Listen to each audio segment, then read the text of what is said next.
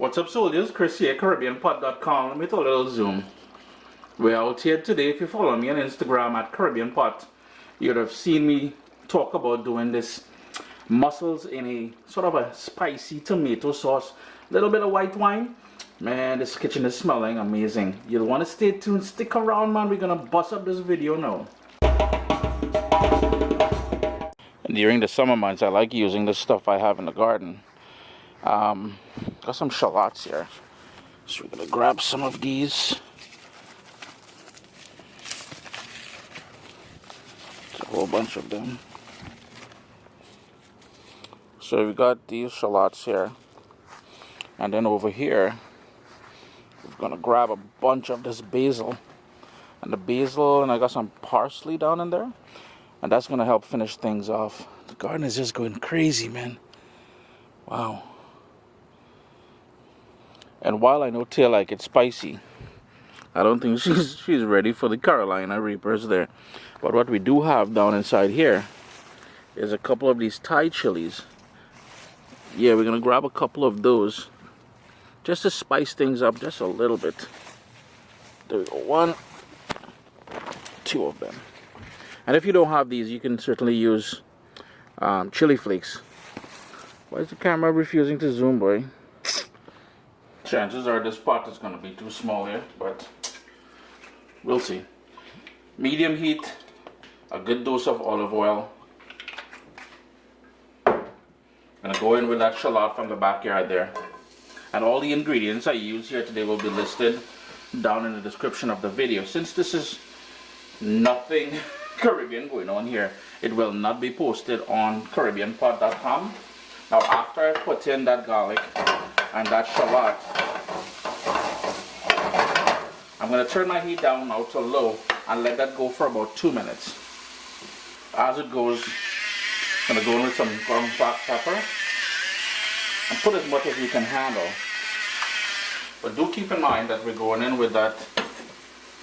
I changed my mind. I'm just going to use one of that chili that we got in the back there. And I'm also going to go in with some parsley.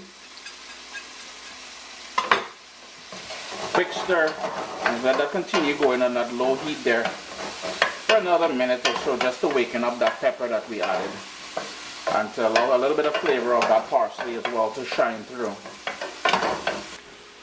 Your kitchen should already have that lovely aroma of that garlic and shallots and everything else.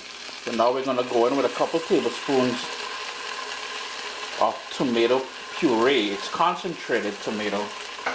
Remember, the heat is still on low though, and I want to move that around. So what happens by moving it around in here, the heat will start to cook it and bring out the natural sugars in that tomato paste. Just want to give it about a minute or so, just to really brighten up. To sort of deglaze it now, get your favorite white wine. And you could be a lush and go heavy as I just did there. But I'm going to turn up my heat now because I want to bring this up to a boil and reduce it a bit. Gosh, kitchen smelling wicked, boy. I ain't gonna lie. So we've got that bubble happening there, which means the wine is starting to reduce. The alcohol is going to burn out, and all the fruitiness of that wine is really going to start standing out. Here is where I'm going to go in now with 1 can of whole tomatoes, and these are cherry tomatoes. I'm just going to use a spoon, and it's going to be messy now, boy. Wow. I'm just going to break them up a bit. I like using cherry tomato, but you can use any whole tomato. Make sure they're peeled though, because we ain't trying to choke on no tomato skin, you know what I mean? Wait, I went from tomato to tomato. Oh, geez, and Chris, you're not easy, Jerry. You're not easy. Somebody gonna have some stupidness to say, though. Wait. It's now time for some salt, because that tomatoes is going to have that tartness to it, and that salt is going to help balance it off. And speaking of balance, my little trick, some brown sugar, just to make everything nice and comfy and sweet. And gosh, I'm making a mess, but I forgot this. Small pan, Jared, small pan. To give it a bit more body, some passata, and that's just crushed tomatoes. And all we want to do here now is give this about 10 minutes to come together. In the meanwhile, work on your mussels. Soak them in cool water, and any one which are open, after they've been soaking in water, you want to discard those. It means that they're dead. Toss them out. Scrub them nice and clean too. I really want to move around this pan, but I'm going to make such a mess, man.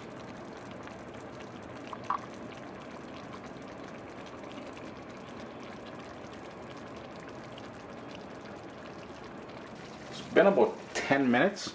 I'm going to go in with some fresh basil now. Give it one last stir. It may look like a lot of sauce, but Taya and whoever else is eating, they're gonna have this with pasta, so you really want that sauce to be enough. Let me just say that. People is complaining this house wanted to have enough sauce or gravy. Now we're going in with all the mussels.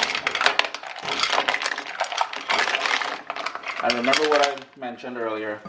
You really got to wash them well. Make sure none of them are open or remaining open, because you ain't trying to get some kind of food poisoning, eh? Just a matter of mixing them into that sauce now.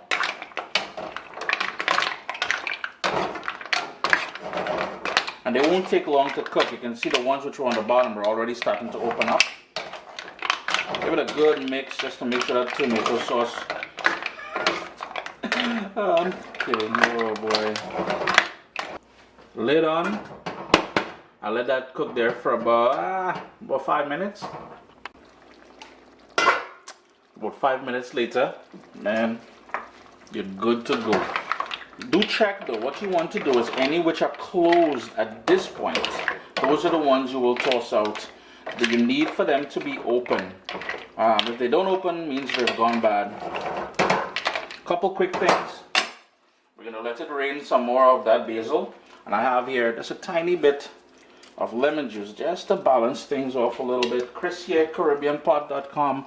Always a pleasure to have you guys here in the kitchen with me. Not a Caribbean recipe by any means, but something real nice. Fellas, date night, there's all kind of madness will happen with this one here. Trust me. Hit that thumbs up, man. My little baby is here. We've got cookbooks, guys. WestIndianFoodCompany.com. Get your copy today.